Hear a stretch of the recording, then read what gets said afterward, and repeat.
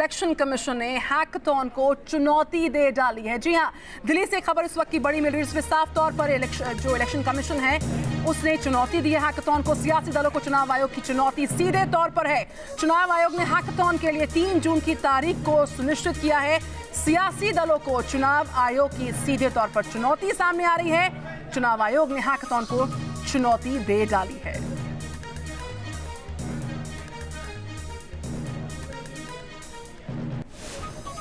तो नसीम जैदी ने इस पर क्या कुछ कहा मुख्य चुनाव आयुक्त ने, सुनवाते हैं आपको।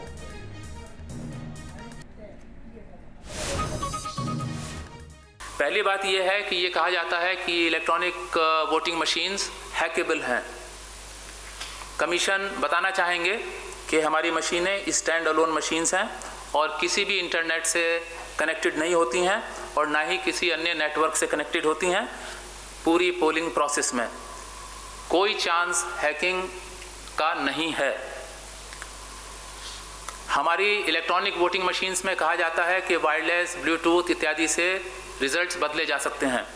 आयोग का कहना है और ये दृढ़ विश्वास है कि हमारी ईवीएम्स में कोई भी फ्रीक्वेंसी रिसीवर नहीं है, कोई भी डेटा डिकोडर नहीं है, इसलिए किसी भी प्रकार का कोडेड सिग्नल वायरलेस के द्वारा प्राप्त नहीं किया जा सकता है। And therefore no tampering can be carried out through external hardwares like wireless, Wi-Fi और Bluetooth device। और इस वक्त की इस बड़ी खबर पर ज्यादा जानकारी लेते हैं। मोहित दुबे इस वक्त हमारे साथ जुड़ चुके हैं फोन लाइन पर। मोहित, चुनाव आयोग ने हैकाथॉन को पूरी तरह से चुनौती दी है, तमाम पॉलिटिकल पार्टीज को चुनौती दी है।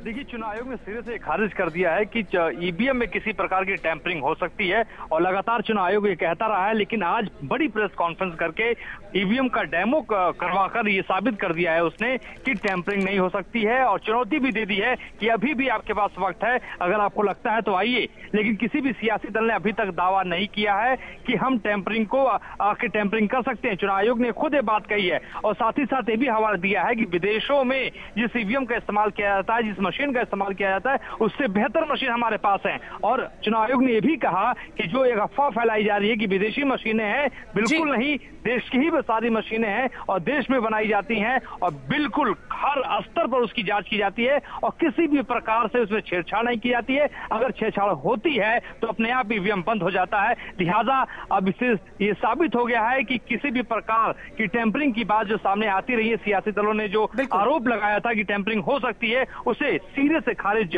चुनाव आयोग ने आज कर दिया है। और सबसे पहले निधि आपको बता दें कि डेमो किया गया, 4 काउंटर्स बनाए गए थे और उसमें अधिकारी बैठाए गए थे। वो समझा रहे थे कि किस तरीके से ईवीएम चलता है, किस तरीके से काम करता है, किस तरीके से काउंटिंग होती है और आखिरी में खुद चुनाव आयुक्त आकर ये बता गए। मोहित दुबे, बहुत बहुत शुक्रिया।